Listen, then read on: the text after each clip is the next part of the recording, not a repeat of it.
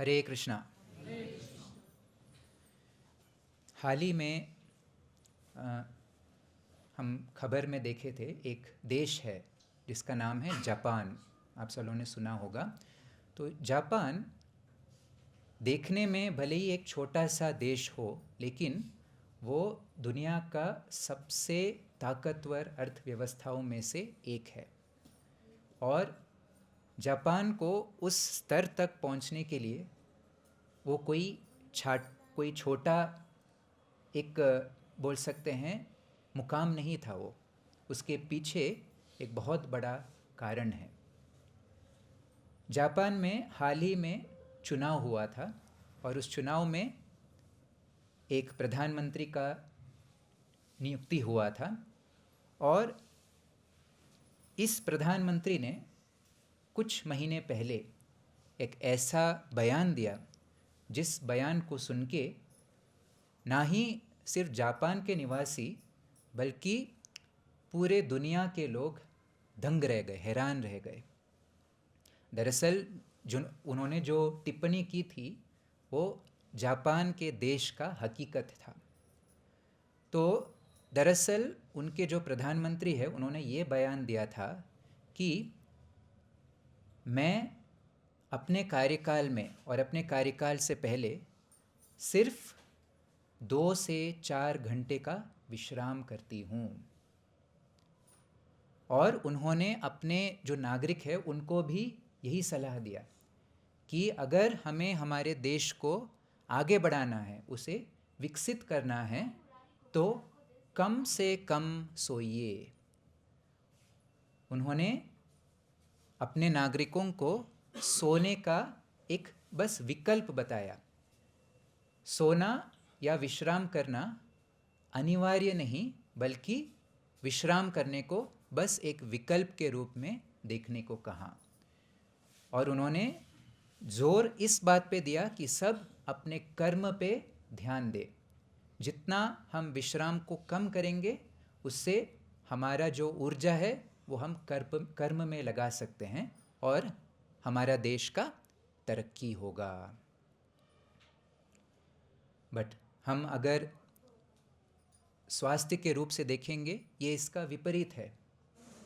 तो इस तरह के बयान से यही पता चलता है कि जो मानव सभ्यता है वो कितनी इच्छुक है विकास करने के लिए, अपने देश को पहले नंबर पे लाने के लिए, और उस स्तर पर लाने के लिए वो किस तरह के त्याग देने को तैयार हैं, ये इसी से ही पता चलता है।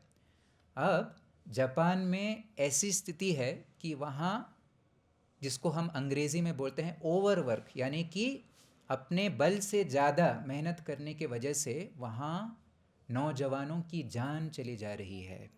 ऐसी दयनीय स्थिति उत्पन्न हो गई है वहाँ पे, क्योंकि वहाँ पे जो कर्मचारी है उनको बोला जाता है कि आप कम से कम विश्राम करिए, ज़्यादा से ज़्यादा समय आप नौकरी में लगाइए। तो वो थक जाते हैं और वो थक जाने के चक्कर में वो बीमार पड़ते हैं और समय पे इलाज नहीं करते और वो अपना शरीर त्याग देने में मजबूर हो जाते हैं। और कोई कोई तो डिप्रेशन, न जाने क्या क्या जानलेवा बीमारी है मन से, दिमाग से संबंधित, उसके शिकार हो रहे हैं। तो हम ये जो मेहनत कर रहे हैं, क्या इस अंत तक पहुंचने के लिए है? नहीं। तो हमारा जो शास्त्र है वो इसके विपरीत कहता है, क्योंकि हम जितना भी मेहनत करेंगे, जितना भी धन कमाएंगे, अंत में वो हमको उसको सबको छोड़ना पड़ेगा। और फिर जो भी हमने मेहनत किया सब पानी में। तो आज ये जो हम अध्याय पढ़ रहे हैं, तो ये है भागवतम का पहला स्कंद और हम पहला स्कंद के अंतिम चरणों पर हैं। तो ये जो अध्याय है इसका नाम है कली को दंड तथा पुरस्कार। तो इसमें जो आपको अगर मैं इस श्लोक का परिचय दूँ, इसके कुछ समय पहले आपने शायद पिछले हफ्ते भी सुना होगा, किंतु मैं उसको आपके लिए मैं दोहरा रहा हूँ। तो दरअसल बात यह है कि जैसे ही कृष्ण भगवान अपने सारे लीलाओं को समाप्त करके वो भूलोक छोड़ के वापस गोलोक धाम चले गए। उसके तुरंत पश्चात कलियुग का आगमन हो गया। धीरे धीरे से कलियुग का शुरुआत हो गया और इस कलियुग में परीक्षित महाराज का शासन था। और परीक्षित महाराज एक बहुत ही शक्तिशाली प्रशासक के रूप में थे और वो जानते थे इस बात के, वो अवगत थे कि अभी कलियुग आ गया है और कलियुग के साथ जो जिस तरह के अशुद्धियाँ हैं वो भी कलियुग के साथ आने वाला है। तो वो इस चीज़ के बारे में अच्छा से जानते थे। तो उस वजह से वो अपने साम्राज्य का भ्रमण कर रहे थे और ये भ्रमण करते समय उन्होंने दो जानवरों को देखा। एक था बैल और एक था गाय, पशु, गोमाता। तो उन्होंने देखा कि ये जो बैल है, जो हम पिता के रूप में देखते हैं हमारा समाज, और गाय जिसे हम माता के रूप में देखते हैं, उसको एक इंसान, एक व्यक्ति जो राजा के वेश में था और जो शूद्र था, काफ़ी नीच जो स्रोत था वहाँ से आ रहे थे, वो बैल के पैर को मार रहे थे, पीट रहे थे। वो बैल को ही नहीं, इवन वो गाय को भी पीट रहे थे। तो ये देख के परीक्षित महाराज क्रोधित हो गए और क्रोध में वो इन जो बैल हैं इनको, इनकी रक्षा करने के लिए वो उधर पहुंच गए और वो बैल से कुछ सवाल, कुछ प्रश्न पूछने लगे। और उसी समय परीक्षित महाराज को ये ज्ञात हुआ कि ये बैल दरअसल धर्म का रूप है। तो बैल वहाँ पे धर्म के रूप में उपस्थित थे और जो गाय थी वो पृथ्वी के रूप में वहाँ पे उपस्थित थे, दोनों। तो अब क्या हुआ था कि ये जो कली पुरुष थे उन्होंने बैल के 3 पैर को नष्ट कर दिया था मार के। वो 3 पैर थे तप, जो कि ये अनुवाद में लिखा गया है। एक है तपस्या, जिसको हम अंग्रेजी में ऑस्टेरिटी बोलते हैं। दूसरा था पवित्रता, यानी कि प्यूरिटी, शुद्धता। तीसरा है दया, दया मतलब कंपैशन। और अंतिम था सच्चाई या ट्रूथफुलनेस। तो अब बैल सिर्फ एक पैर में खड़े थे वहाँ पे और वो पैर था सत्य, सच्चाई। बाकी तीनों पैर को ये कली पुरुष ने ध्वस्त कर दिया था। अब कली पुरुष उनके आखिरी पैर को भी ध्वस्त करने में लगे हुए थे। तभी उसी समय परीक्षित महाराज ने हस्तक्षेप किया। तो अभी इस श्लोक में दरअसल ये जो पहला स्कंद है, पहला स्कंद अगर आप देखेंगे, ये प्रभुपाद जी अमेरिका जाने के पहले इसकी रचना की थी। बाकी जो भागवतम के बाकी जो स्कंद थे, इसका प्रभुपाद ने इसका लेखन किया था अमेरिका में पहुंचने के बाद। तो ये जो पहला स्कंद है, इसमें प्रभुपाद जी ने बहुत सारे महत्वपूर्ण हमें शिक्षा प्रदान की है, जो कि हमें बाकी स्कंद में नहीं मिलेगा। और जो अगर ये पहला स्कंद को अच्छे तरीके से, कंठस्थ तरीके से इसका अध्ययन करेगा, तो वो कृष्ण के बारे में, उनका लीला के बारे में, उनका जो भी हम स्मरण करते हैं वो आसानी से कर सकते हैं। बट किंतु बाहर के जो समाज में क्या होता है, इस तरह का अध्ययन नहीं होता है। वो 10वें स्कंद में पहुंच जाते हैं। 10वें स्कंद में कृष्ण का रास लीला का वर्णन है, तो वो उसी में ही चले जाते हैं। और क्योंकि वो पहले स्कंद को अच्छा से इसका अध्ययन नहीं किया, तो वो इसको समझ नहीं पाते हैं। तो हमारे जो आचार्यों ने ये जो वेद, ये जो ग्रंथ लिखे हैं, इसका सिर्फ पूजा पाठ करने के लिए नहीं लिखा है। ये जनता का मन को शुद्धिकरण करने के लिए है, क्योंकि हमारे आचार्यों को पहले से ही पता था कि कलयुग में क्या स्थिति होने वाली है। जो हमें जो धार्मिक जो चीज़ें हैं उस पे हमें बहुत कम से कम दिलचस्पी रहेगा। तो उस वजह से उनके भलाई के लिए, उनके कृपा के, उनके लिए दयापूर्वक ये आचार्यों ने इस शास्त्र का जो है लेखन किया है। तो अभी प्रभुपाद जी इस जो अध्याय है, इस श्लोक है, इस श्लोक में जो भावार्थ दिया है, ये भावार्थ इस तरीके से प्रभुपाद जी ने लिखा है कि इसका अगर कोई अध्ययन करेगा तो आपको माया जो आज इस समाज में हर जगह फैला हुआ है उससे कैसे हम मुक्ति पा सकते हैं, छुटकारा पा सकते हैं, वो इस श्लोक में दिया है। तो पहले से ही प्रभुपाद जी ने इसे अच्छा से समझा दिया है, बट थोड़ा और हम इसे समझने का प्रयास करेंगे। तो अगर आप श्लोक देखेंगे, श्लोक के पहले भाग में 3 चीज़ों का वर्णन है, 4 चीज़ों का वर्णन है, तपः, शौच, दया और सत्यम। तो हमारे 4 युग थे और हमेशा ये जो 4 युग है ये एक साइकिल की तरह, एक चक्र की तरह आते रहता है। तो पहला युग है सत्ययुग, दूसरा है त्रेता युग, तीसरा है द्वापर युग और अभी ये जो युग है वो है कलियुग। तो ये जो सत्य युग है, ये सत्य युग में ये 4 चीज़ें उपस्थित थे। वो है तपः, तपः मतलब होता है तपस्या।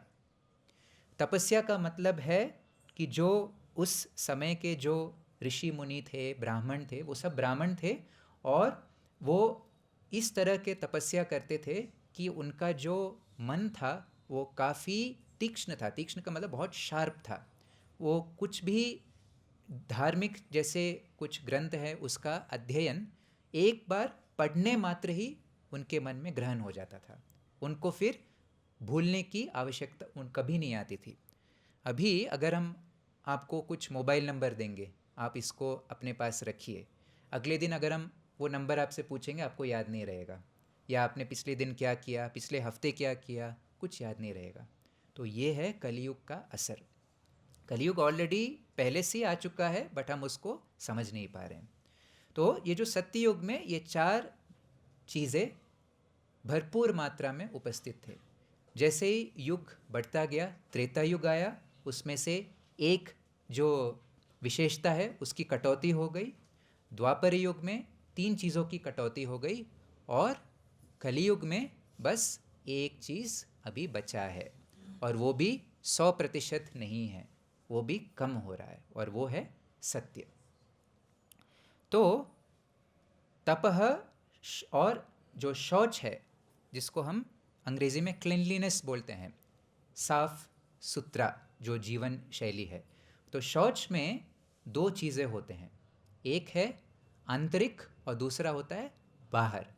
आंतरिक जो शुद्धता है वो सत्ययुग में जो ऋषि मुनि गण थे वो नाम का मंत्र जप करके, वो मंत्रों का उच्चारण करके करते थे। और ये कलियुग में इसी पर ही जोर दिया है कि हम बड़े कीमती जो यज्ञ हैं, हवन है, वो हम नहीं कर सकते इस युग में। हर युग में हमें एक धार्मिक कार्य करना ज़रूरी है। तो इस युग में हम, क्योंकि हम हवन नहीं कर सकते क्योंकि वो बहुत महंगा है, सबसे आसान तरीका है नाम स्मरण करना, हरे कृष्ण महामंत्र का जप करना। तो जो आंतरिक जो शुद्धता है वो इससे होती है और बाहरी शुद्धता है स्नान करना।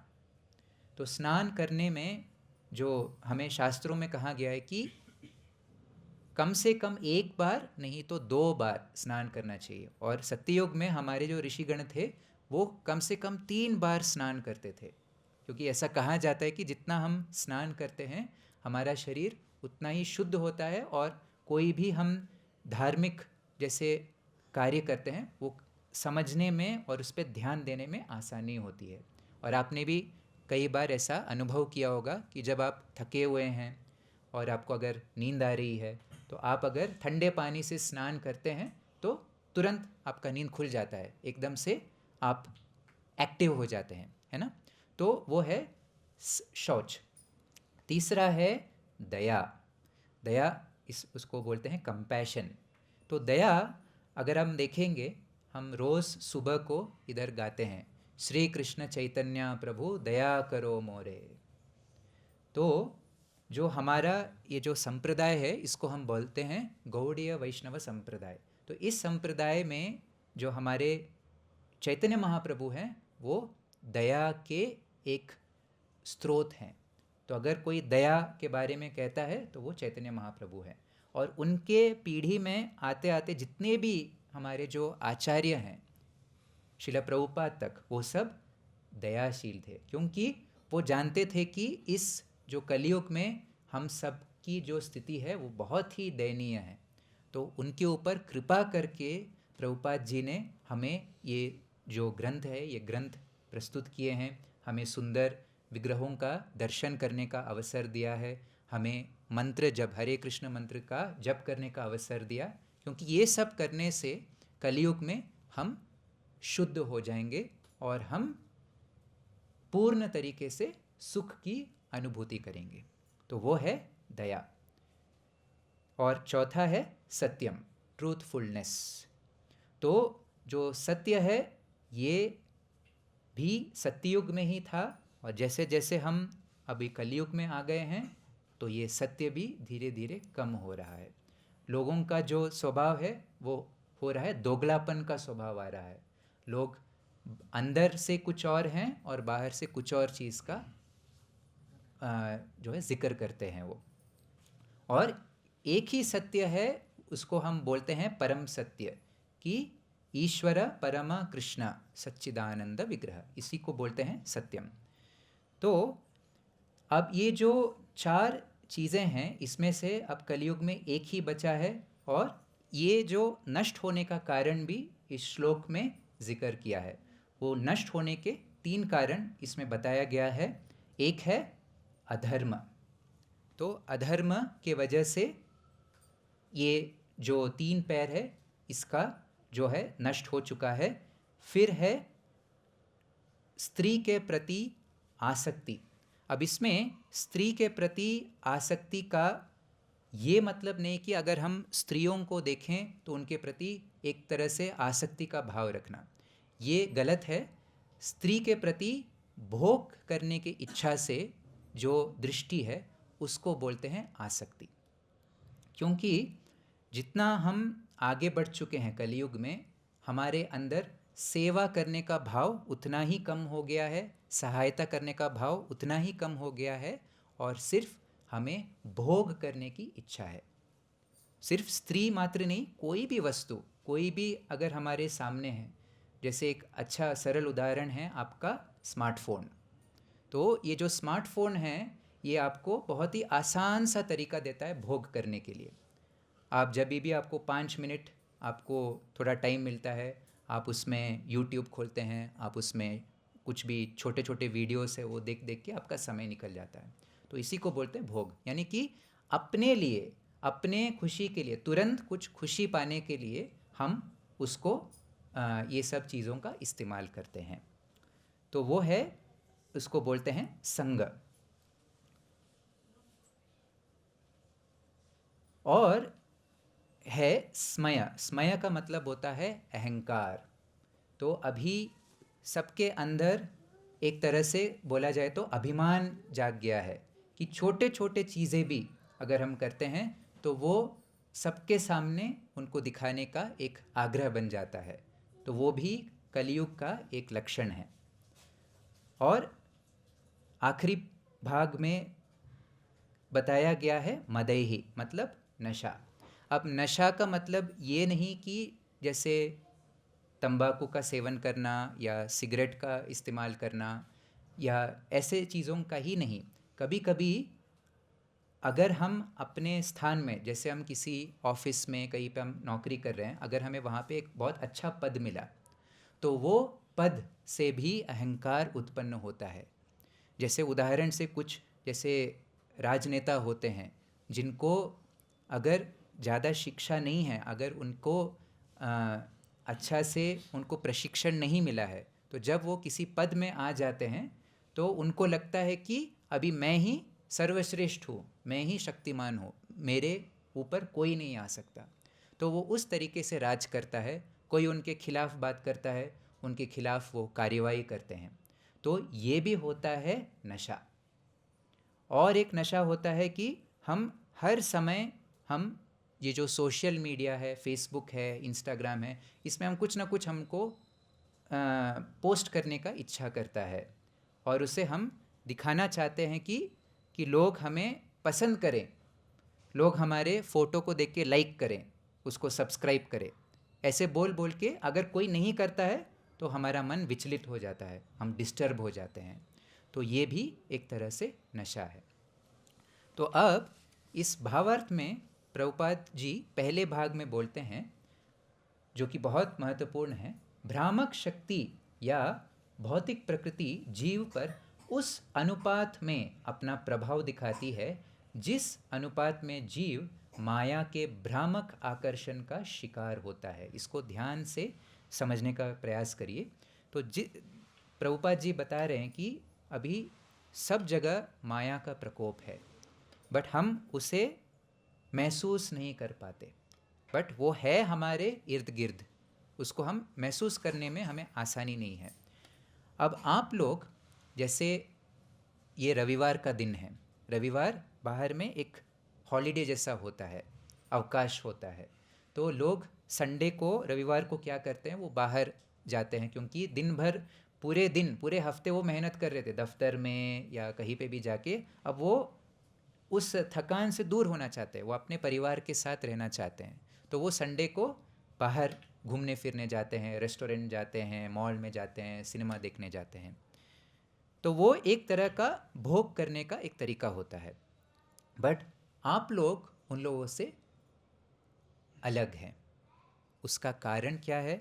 आप लोगों ने निश्चय किया कि हम ये सब करने के बजाय हम मंदिर आएंगे, हम कृष्ण के मंदिर में आएंगे, भगवान का दर्शन करेंगे। जो यहाँ पे कीर्तन होता है रोज़ सुबह को, उसमें हम भाग लेंगे और भागवत का प्रवचन सुन के प्रसाद ग्रहण करके हम खुशी रहेंगे। और ये जो खुशी आपको मिलने वाला है, ये आपके साथ हमेशा के लिए रहेगा। जबकि जो बाहर जो सुख जो लोगों को प्राप्त हो रहा है, वो कुछ ही क्षण के लिए है, कुछ ही समय के लिए, या ज़्यादा से ज़्यादा कहे कुछ ही सालों के लिए रहेगा। बट यहाँ अगर आप कुछ भी ना करें, सिर्फ अगर आप नाम का जप करेंगे, तो उससे जो आपको मिलने वाला सुख है वो आपके साथ परमानेंटली रहेगा, स्थायी रूप से आपके साथ ही रहने वाला है। तो वो है अंतर। तो आपने ये जानते हुए भी कि वो जो माया के आकर्षण है आपको आपके तरफ खींचती रहती है। माया ऐसा नहीं है कि माया चुपचाप एक जगह पे बैठी हुई है। माया 24 घंटे लगी हुई है लोगों को अपने तरफ खींचने के लिए। बट आप लोगों ने निश्चय किया कि हम इससे आकर्षित नहीं होने वाले हैं और हम यहाँ मंदिर में आएंगे और हम कृष्ण को देख के आकर्षित होंगे। कृष्ण के जो सुंदर विग्रह है यहाँ पे, उसको देख के हम आकर्षित होंगे। तो इसलिए आपको माया के बारे में जानकारी थी, इसलिए आप जानते हुए आप यहाँ के जो गतिविधियाँ हैं इससे आप आकर्षित हो गए। तो इसलिए कल या भविष्य में कोई भी आपके ऊपर प्रलोभन होगा, कुछ आपको आकर्षण करने के लिए कोई आपको उकसाएगा, आप उसके चपेट में नहीं आएंगे, अगर आप हमेशा मंदिर में आएंगे। तो ऐसे हमारे शास्त्रों में कहा गया है, तांडेर चरण सेवी भक्त सनेवास, भक्त सनेवास।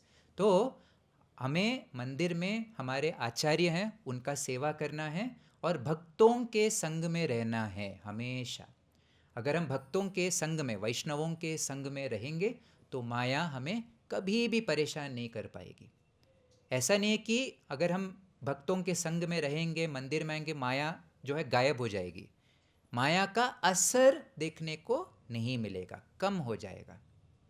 तो वो चीज़ ये पहले भाग में प्रभुपाद जी बोलते हैं कि जितना आप कृष्ण के प्रति आपके आकर्षण को बढ़ाएंगे, उसी अनुपात में माया का जो प्रभाव है आपके ऊपर कम होता जाएगा। तो उसके लिए जो मेहनत है वो आपके भाग से, आपके तरफ से होना चाहिए। अगर आप ऐसे हाथ मोड़ के बैठे रहेंगे, कुछ नहीं करेंगे, तो आप भले ही मंदिर में आ रहे हो, आपको माया जड़ से पकड़ लेगी और आपको वापस उसी दुनिया में फेंक देगी। तो माया इंतज़ार कर रही है इसके लिए। कोई भी कमज़ोरी अगर किसी में देखती है वो छोटा सा, तो उसको वो बड़ा करती है। तो हमें उस चंगुल में नहीं फंसना है।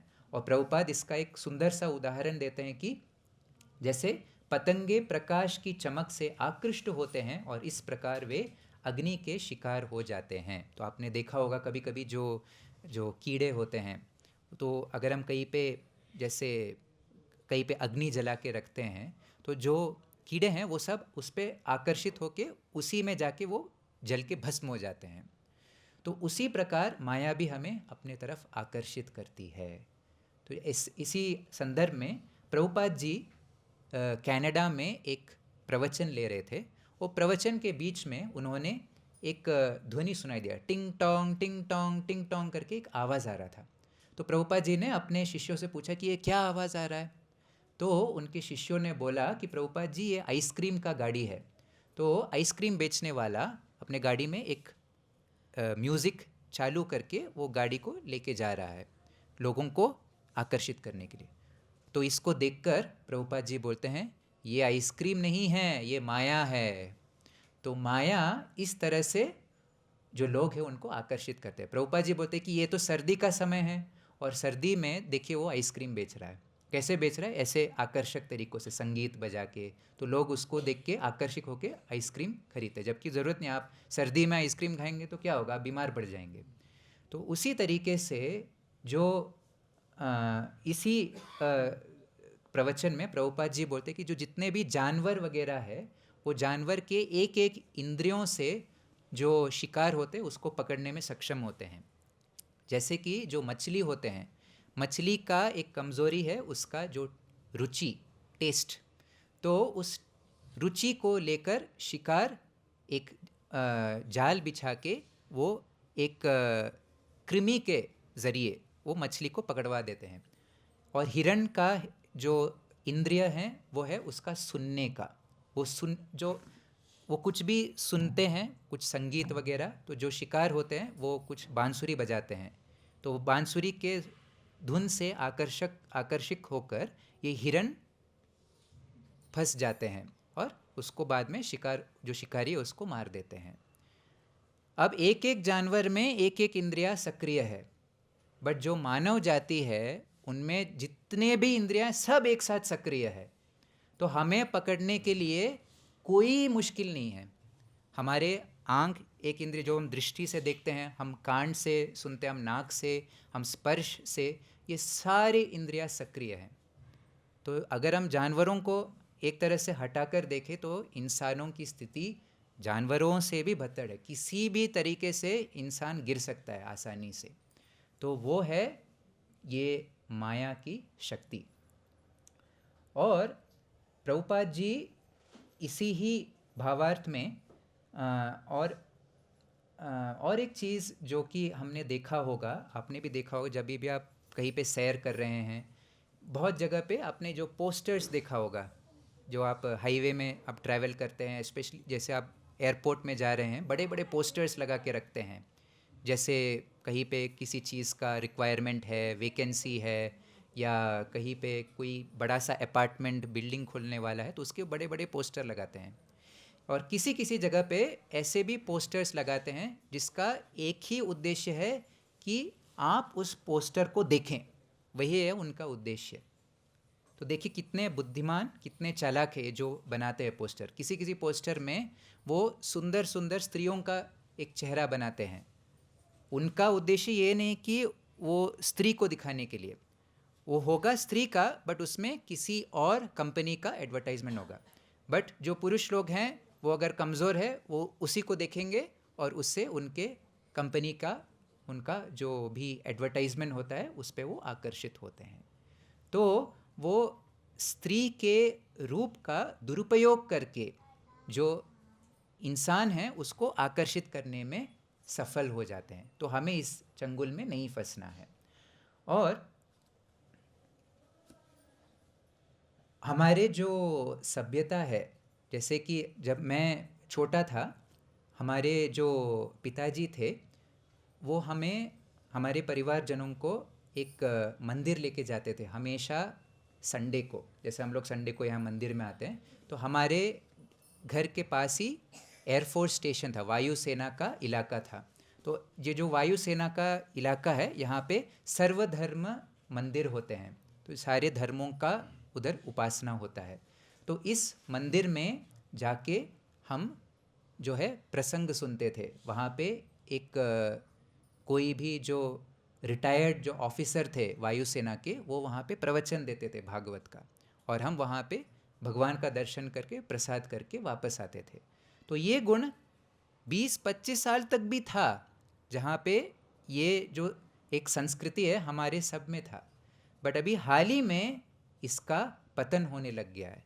अभी जो छोटे छोटे बच्चे आ रहे हैं, उनको ये मंदिर जाने के बजाय उनके हाथ में हम आईफोन, आईपैड, टैबलेट या स्मार्टफोन देकर उनको ये सब सिखाते हैं। उनको मंदिर जाने के बजाय, उनको अच्छे जो कृष्ण के रोचक कहानियाँ हैं उसको सुनाने के बजाय हम उनको ये सब दिखा रहे हैं। तो अब कैसे लोगों का तरक्की होगा, उस उनका जो धार्मिक चीज़ें हैं उस पर कैसे तरक्की होगा अगर हम ऐसे करेंगे। तो अगर किसी चीज़ में हमें बदलाव लाना है तो वो इसी से ही होगा, और वो शुरुआत है अपने तरफ से। आपको पहले अपने आप चेंज करना है, अपने आप, अपने अंदर स्वयं ये बदलाव पहले लाना है। वो बदलाव कैसे आएगा? पहले तो आप मंदिर आ रहे हैं, बहुत अच्छा। दूसरा चीज़, आप सभी को रोज़ हरे कृष्ण मंत्र का जप करना चाहिए। हरे कृष्णा कृष्णा कृष्णा हरे हरे, हरे राम राम राम हरे हरे। तो रोज़ अगर आपके पास माला नहीं तो आप गिनती करके 108 बार ये माला करिए। अगर आप मंदिर आने में असफल हैं, कोई बात नहीं, आप घर में बैठ के एक माला 108 बार ज़रूर करिए। और अगर आप ये कोशिश करें तो अच्छा है, आप खाने को, जो आप खाने वाले हैं उसको भगवान को भोग लगा के उसको प्रसाद के रूप में उसको ग्रहण करें। तो इस तरीके से धीरे धीरे आपके जो जीवन शैली है उसमें परिवर्तन आएगा, आपका जो सोच विचार है वो शुद्ध होगा, और फिर हम जो है जिस सुख के लिए हम सब तलाश रहे हैं वो सुख हमें आसानी से मिलेगा, और ये सुख हमें कभी छोड़ नहीं पाएगा। और प्रभुपाद जी इस भावार्थ के अंतिम भाग में ये चीज़ का जिक्र करते हैं कि आप चाहे जितना भी आप पुलिस के माध्यम से या कानून लाने के माध्यम से, जैसे हमारे संसद लोग कितने कितने कानून ला रहे हैं शराब को उस पे नियम लाने के लिए, उसको जो है अधिकृत करने के लिए, बट फिर भी उसमें कोई कमी नहीं आ रही है। जब भी त्यौहार आता है, शराबों की दुकान में लोगों की लाइन लगी रहती है। चाहे आप जितना भी नियम लाए, चाहे जितना भी पुलिस का व्यवस्था लाए, उसके बावजूद भी क्यों कोई फ़र्क नहीं महसूस हो रहा है? क्योंकि हमारा जो चिंता है वो अभी भी परिवर्तित नहीं हुआ है। मन को बदलना है, मन को साफ करना है। तो आप चाहे जितना भी आप अलग अलग संस्थाएं बनाएं, जैसे संयुक्त राष्ट्र हो गया, कोई भी आप संस्था बनाएं, उससे कुछ फ़र्क नहीं आने वाला। हमारा जो विचार है उसको चेंज करना है, और उस मन को साफ करने का ये आसान तरीका है हरे कृष्ण मंत्र का जप करना। तो उससे आप संस्था बनाएं या ना बनाएं, ये हरे कृष्ण मंत्र से जो है शुद्धिकरण होगा। तो वो चीज़ प्रभुपाद जी इस भावार्थ के अंतिम भाग में इसका वर्णन करते हैं। तो इस श्लोक से हम ये भी सीख सकते हैं कि हमें जागरूक रहना है, सतर्क रहना है। कभी भी आप, जैसे हम कभी कभी अगर हम गाड़ी चला रहे हैं, अगर हमको थोड़ा सा, अगर आपका ड्राइवर को नींद आ गया और आप बगल में बैठे हैं, कैसा होगा आपको? आपको डर नहीं लगेगा? आप बार बार उनको जगाते रहेंगे।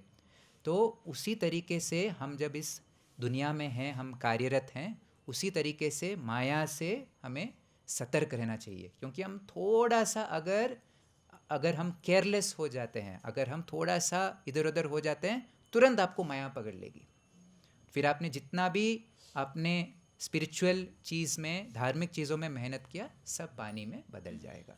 तो वो हमें इस श्लोक से सीखने को मिलता है।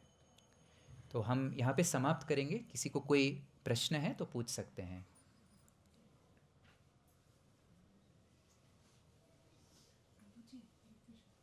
वो श्लोक में कोई सेंटेंस मिसिंग है प्रभु जी, उस पढ़ते समय। हाँ, जो बुक में है उसमें 2 सेंटेंस मिसिंग है। अच्छा, हाँ, वो हाफ लिखा है, तपः शौचम दया सत्यम इति पादा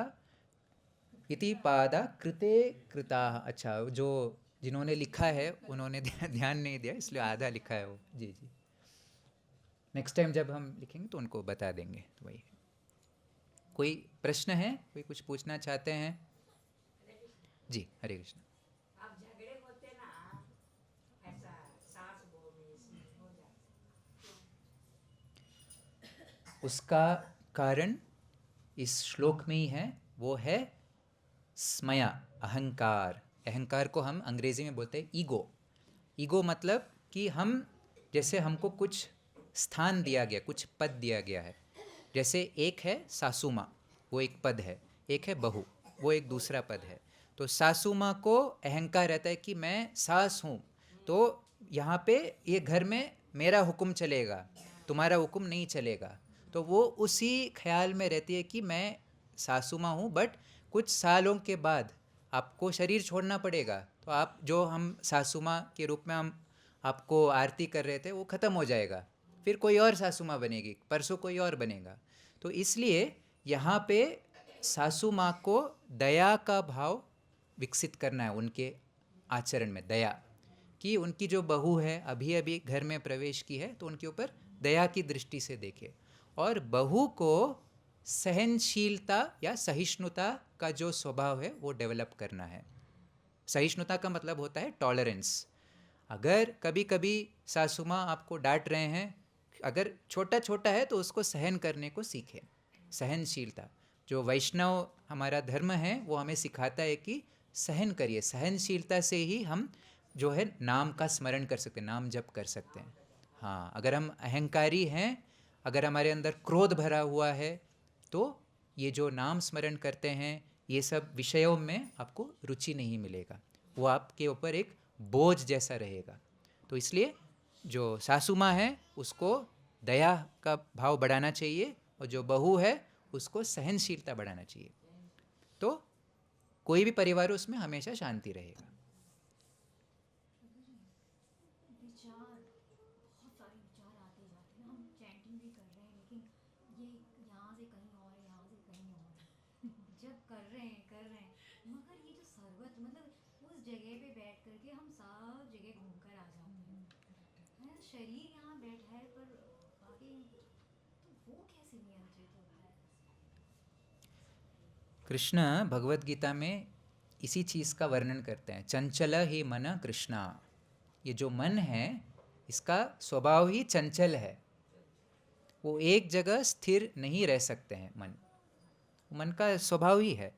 परंतु कृष्ण उसका उपाय भी बताते हैं, वो है अभ्यासेन योगेन। अभ्यास, अभ्यास मतलब प्रैक्टिस, प्रशिक्षण करके। अब हम जब नाम जप करते हैं तो स्वाभाविक है कि अगर हम उस पर प्रशिक्षित नहीं है तो हमारा मन इधर उधर भटकेगा। अगर हमें किसी चीज़ की चिंता हो रही है, जैसे घर में कुछ हमारे जो घर वालों का देखभाल करना है, या हमारे दफ्तर में किसी के साथ झगड़ा हो गया, तो वही मन में चल रहा होगा जप करते समय। तो जप एक तरह से चल रहा है और मन में सोच विचार भी हो रहा है। तो वैसी स्थिति में हमें अपने मन को ट्रेनिंग देना है, प्रशिक्षण देना है।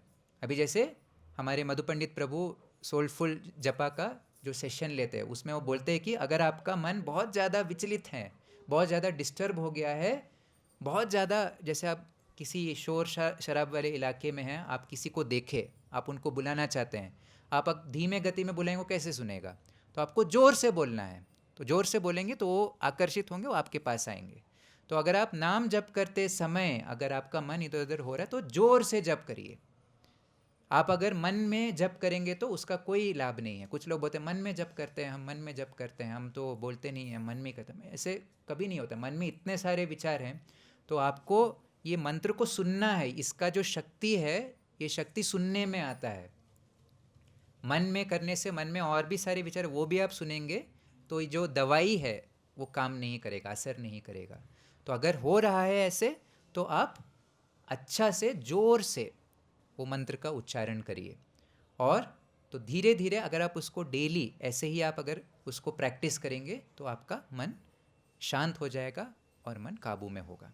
क्योंकि कभी कभी हम अच्छी मतलब हमें खुद भी महसूस होता है कि हाँ हम अच्छे से जा रहे हैं, या मतलब जैसे हमें पता है कि जीवन का जो ईश्वर प्राप्ति ही मुख्य उद्देश्य है, तो कुछ समय हम बहुत अच्छी तरह से चल रहे थे और अचानक से जैसे आपने कहा कि माया हमेशा आक्रमण कर देती है और या मतलब वो बहुत ताक में रहती है, तो वो उस सब से कैसे बचे? एक जगह हमारी स्थिति यहाँ होती है और कुछ टाइम के बाद हम फिर से अपने आप को नीचे पाते हैं। वो बहुत भयावह स्थिति लगती है, उस समय हम बहुत नकारात्मकता में पहुंच जाते हैं कि भगवान क्या हम आपसे दूर हो रहे हैं? नारद मुनि ने यही सवाल कृष्ण भगवान से पूछा था कि जो पांडव थे वो कृष्ण के परम भक्त थे। कृष्ण उनके लिए सब कुछ थे। पांडव समेत जो कुंती महारानी थी उनके लिए कृष्ण सब कुछ थे। परंतु कृष्ण भगवान ने उनको कैसी कैसी स्थितियों से लेके गए। जैसे द्रौपदी का वस्त्राहरण हुआ, जो पांडव थे उनको वनवास, उनको वन जाना पड़ा, और जो जिस महल में रहने वाले थे वो महल पे आग लगा दिया गया। कृष्ण उनके साथ होते हुए ऐसा हुआ। आप सोचिए। फिर भी जो पांडव थे, जो कुंती महारानी थे, उन्होंने कभी भी कृष्ण को नहीं छोड़ा। अगर हमारे साथ अगर ऐसे, इसको हम बोलते हैं धोखा देना, इसको बाहर की दुनिया में इसको एक अक्षर है धोखा देना बोलते हैं। अगर कोई हम जिससे बहुत ज़्यादा प्रेम करते हैं, अगर हम किसी संकट में हैं और अगर वो उस संकट के समय हमारे पास नहीं आते हैं, हमें मदद नहीं करते, तो हम उनको तुरंत छोड़ देते उसको। मेरा आप तुमसे कोई लेना देना नहीं, आप छोड़ दो हमको, चले जाओ, हम ऐसे करते हैं। किंतु हमारे जो मुसीबत हैं अभी धार्मिक जो स्पिरिचुअल लाइफ में, वो बिल्कुल कम है जो जिसकी हम तुलना हम पांडवों के साथ करेंगे। पांडवों को तो मृत्यु तक पहुंचाया गया था, ऑलमोस्ट वो मरने वाले थे, मतलब उस स्थिति तक पहुंचा के कृष्ण भगवान ने उनको बचा दिया। तो इसका कारण क्या, क्यों भगवान हमें ऐसे ऐसी स्थिति में पहुंचाते हैं? अगर हम भगवान का जो है, हम भक्त हैं, हम भगवान का स्मरण करते हैं, तो फिर भी ऐसे भक्तों के साथ क्यों होता है?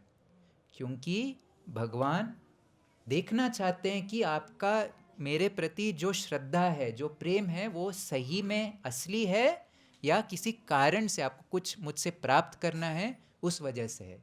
ये देखने के लिए है। क्योंकि जो सच्चा प्रेम होता है उसमें कोई शर्त नहीं लगता है। जैसे होता है ना, एडवर्टाइजमेंट में दिखाते हैं शर्तें लागू, वो लास्ट में बोलते हैं टर्म्स एंड कंडीशन अप्लाई, तो वो सच्चा प्रेम में नहीं होता है।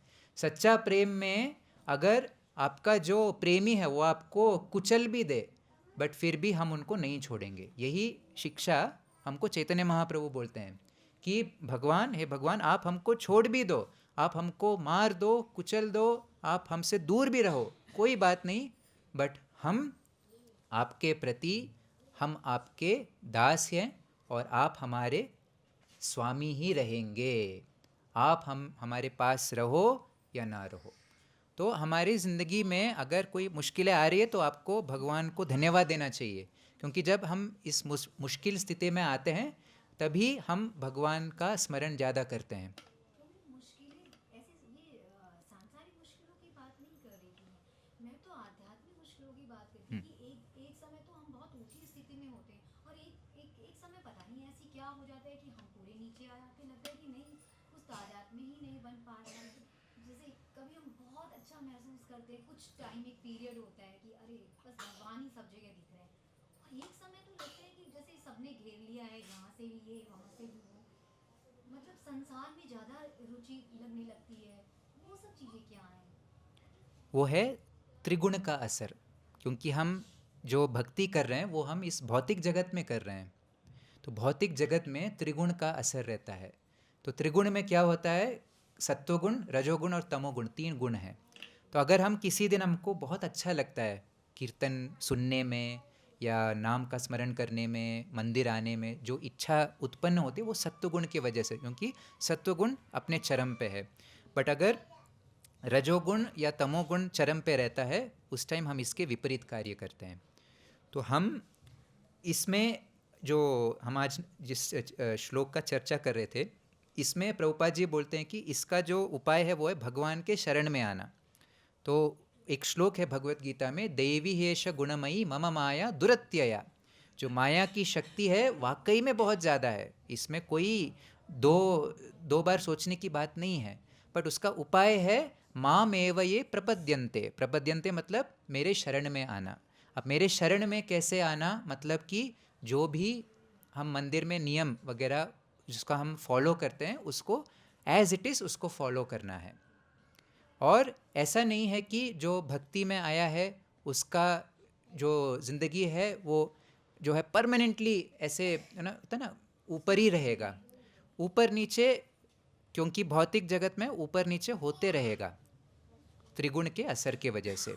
बट जो बाहर के लोग हैं उनके साथ भी ऐसा हो रहा है, वो कभी खुश होते हैं, कभी उनको दुख होता है, बट उनको किसी के शरण में आने का उपाय नहीं है। वो नहीं समझते कि अगर हम दुख में हैं तो हम किसके पास जाएं। कभी कभी जो मैनेजर है वो हमें सुनता नहीं है, हमारी जो पत्नी है वो कभी उनका मूड ऊपर नीचे होता है, वो हमको नहीं सुनती है, तो उनके पास कोई स्रोत नहीं है जाने के लिए। बट हमारे लिए जो हमारा जो स्रोत है, हमारा जो स्वामी है वो स्थिर है, वो हमको कभी नहीं छोड़ेगा। तो अगर हम खुश हैं भगवान को उसका धन्यवाद करें, अगर हम दुख भी हैं तो भी हम भगवान के पास आके हम अपना मन की बात उनके सामने प्रस्तुत कर सकते हैं। वो सुनने के लिए, हम जब से इस धरती पे हैं तब से वो हमें सुन रहे हैं, हम उनको नहीं सुन रहे हैं, बस वही फ़र्क है। तो अगर हम आध्यात्मिक जीवन में ऊपर नीचे भले ही हो, इधर भी हमें सहनशील रहना चाहिए। आपके ऊपर कोई अगर अपमान कर रहा है, कोई आपके ऊपर लांछन कर रहा है, कुछ भी कर रहा है, बट आप कभी भी विचलित नहीं होना है। आप नाम जप करते रहिए, जो नियम है उसको आप पालन करते रहिए, और एक समय आएगा जब हम शुद्ध होंगे। वो तुरंत नहीं होते, जैसे हमारा फास्ट फूड जो रेस्टोरेंट होता है वैसा नहीं होता। फास्ट फूड में क्या होता है, आप कुछ भी ऑर्डर करो, एक 15-20 मिनट में आपको मिलेगा। भक्ति में जो नतीजा है, परिणाम है, वो तुरंत नहीं मिलता, उसमें समय लगता है। अगर आपने, जैसे कहीं पे आग जल रही है, आप अगर वहाँ पे एक लोहे का एक डंडा रखते हैं, आप उसको बीच बीच में निकालते हैं, वो डंडा गर्म होगा, ठंडा होगा, उसको आप ऐसे बरकरार रखेंगे तभी वो गर्म होगा। तो उसी प्रकार आप अगर हर रविवार को या जब भी आप फ्री हैं, अगर आप मंदिर में आएंगे और मंदिर के वातावरण से आप जो है परिचित होंगे और रोज़ नाम का स्मरण करेंगे, प्रसाद का सेवा करेंगे, भक्तों का सेवा करेंगे, तो धीरे धीरे आपका मन शुद्ध होगा। और भले ही आप किसी परिस्थिति में हैं, नकारात्मक परिस्थिति में, आप उसको झेलने का, उसको सहन करने का आपको शक्ति मिलेगा। तो ये जो तरीका है इसको छोड़ना नहीं है, इसके साथ बने रहना है। तो वही है इसका उपाय। जैसे किसी को जॉन्डिस होता है, जॉन्डिस उसको क्या बोलते हैं हिंदी में, पीलिया। तो पीलिया में जो डॉक्टर है उनको जैसे प्रभुपाद जी इसका एक उदाहरण देते हैं कि उनको एक मिठाई का सेवन करने को बोलते हैं, क्योंकि उनको जो भी वो खाते हैं उनको कड़वा लगता है, तो मिठाई खाने से भी उनको कड़वा लगता है, बट वही है दवाई उनके लिए। तो वो इसका सेवन कर करके बाद में वो रोग से वो मुक्त हो जाते हैं। तो हरे कृष्ण मंत्र में भी हमें अभी रुचि नहीं होगा, तो हमें करते रहना है, नाम जप करते रहना है। तो एक समय आएगा, अगर आप अनुशासित रहेंगे, डिसिप्लिन इम्पॉर्टेंट है, बहुत महत्वपूर्ण है अनुशासित, तो वो भी इम्पॉर्टेंट है, वो करेंगे तो धीरे धीरे आप शुद्ध होंगे। हरे कृष्णा, आप जपा करते नाम किधर भी मन जाता है। जी जी, मन है, हाँ जपा करते तो किधर भी मन जाता है, हाँ भटकता। हाँ, उसी तो क्यों कर? वो जैसे मैंने अभी बोला चंचल है, तो जोर से जप करिए, जोर से जप करिए। अगर आपको लग रहा है आपका मन बहुत ज़्यादा इधर उधर किसी अलग अलग विचारों में जा रहा है, आपका मन कभी शांत नहीं होगा, वो आएगा अगर आप जोर से आप जप करेंगे। अब इतना जोर से मत करिए कि जो आपके सामने वो डर जाएगा, ऐसा नहीं करना। अगर आप बहुत ज़्यादा आपका मन विचलित है, आप किसी कमरे में चले जाइए, उसको बंद करके एक कोने में जाके जोर से जप करिए। एक आधा घंटा ऐसे जप करेंगे, मैं आपको गारंटी देता हूँ आपका मन शांत हो जाएगा। आप ट्राई करके देखिए, अच्छा से काम करेगा। ठीक है, ठीक है। तो हम जी जैसे कि कोई रिश्तेदार घर जाते हैं, जैसे कि माता पिता और किसी का रिश्तेदार घर जाना है, बड़े लोगों को पैर छूते हैं, तो वो लोग क्या करते हैं, नॉनवेज नहीं खाते हैं, तो उसको पैर छूने से कुछ क्या पाप नहीं लगता है?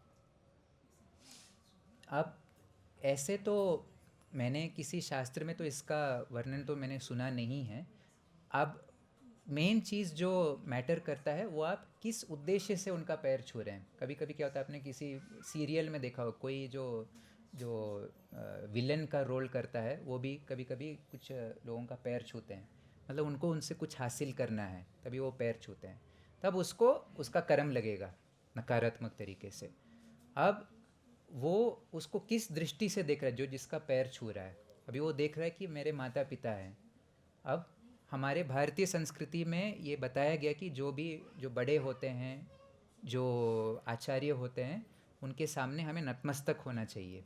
तो उस दृष्टि से अगर हम उनका पैर छूते हैं तो हमें कोई कर्म नहीं लगता, बल्कि इससे तो हमारा शुद्धिकरण होता है। आज के दुनिया में देखेंगे कोई किसी के सामने नतमस्तक होने के लिए तैयार ही नहीं है। तो ऐसा स्थिति, अगर इस ऐसी स्थिति में अगर कोई नतमस्तक होता है तो वो बहुत ही बड़ा भाग्यवान है वो, तो उसको कोई कर्म नहीं लगेगा। अगर उसका दृष्टि ठीक है, अगर उस नज़र से कर रहे तो उसको कोई कर्म नहीं लगेगा, कोई पाप ऐसा कुछ नहीं लगेगा। तो हम जी प्रभु जी, आत्मनिवेदन क्या चीज़ है? आत्मनिवेदन, जैसे अभी आंखें हैं तो हम आंखों से भगवान के दर्शन कर सकते हैं, आंखें नहीं रही, या फिर कल के दिन हम बहरे हो गए, सुन ही नहीं पा रहे हैं, या फिर मुंह कंठ बंधा हुआ है, जब करते हैं खांसी आना शुरू हो गई, तो आत्मनिवेदन क्या चीज़ है और कैसे इसको इस तक पहुंचा जा सकता है? जैसे कि अभी कुछ ऐसे भी भक्त होते हैं जिनको, जैसे अभी आपने बताया कि किसी की दृष्टि नहीं है, या किसी को सुनने में मुश्किल है, कोई बहरे हैं, ऐसे भी हो सकते हैं। बट ऐसी स्थिति में भगवान उस भक्त का जो सेवा है वो नहीं देखता है, भगवान उसका भाव देखेगा। सेवा, हम अभी भगवान को हमारी सेवा की ज़रूरत नहीं है, भगवान के पास बहुत सारे स्रोत है सेवा प्राप्त करने के लिए। भगवान का और एक नाम है भावग्राही जनार्दना। भाव मतलब वो जो भी आप सेवा कर रहे हैं उसमें आपने कितना प्रेम दिया है। अभी जैसे कोई इस चीज़ के काबिल ही नहीं है कि वो अंधा है, वो भगवान का दर्शन नहीं कर पा रहा है, बट उनके अंदर प्रेम है भगवान के प्रति, तो भगवान उसका प्रेम को लेगा। तो जब उसका भागवत धाम जाने का समय आएगा तो भगवान उसके प्रेम को देख के उसको भागवत धाम वापस बुलाएगा। ऐसा नहीं करेंगे कि वो अंधा है, उनके लिए कोई श्रद्धा नहीं है, श्रद्धा देखते हैं वो, तो वो आएगा श्रद्धा से। पहले चीज़ में अगर हम भक्ति में आए, हम सब भक्ति में कैसे आए, वो उसका पहला कारण है श्रद्धा। हमारा किसी न किसी जो आध्यात्मिक चीज़ है उसी किसी न किसी चीज़ में हमारा श्रद्धा था, इसलिए हम मंदिर में, नहीं तो हम मंदिर में नहीं आते। जैसे किसी का जो विग्रह है उसको देख के वो आकर्षित हो गए, उस पर श्रद्धा उनका उत्पन्न हो गया। किसी का प्रसाद पे श्रद्धा हो गया कि प्रसाद से हमारे मन में कुछ परिवर्तन आ रहा है, तो प्रसाद पे उनका श्रद्धा है। किसी का भक्तों को देख के श्रद्धा है कि कितने अच्छे भक्त हैं, सब एक दूसरे का सहायता करके भगवान का सेवा कर रहे हैं, तो श्रद्धा उत्पन्न करना है। तो श्रद्धा से बाकी सब चीज़ें शुरू होती है। अगर श्रद्धा ही नहीं है, आप कुछ भी कर लो वो सब टूट जाएगा। श्रद्धा होता है आधार होता है वो, तो उससे आपका आत्मनिवेदन अपने आप विकसित होगा। तो उसमें आपकी कोई शारीरिक कोई कमियां है वो कमियां नहीं गिनी जाएगी। तो श्रद्धा महत्वपूर्ण है। ठीक है। हरे कृष्णा। ग्रंथराज श्रीमद् भागवतम की, विश्वगुरु शिल प्रभुपाद की।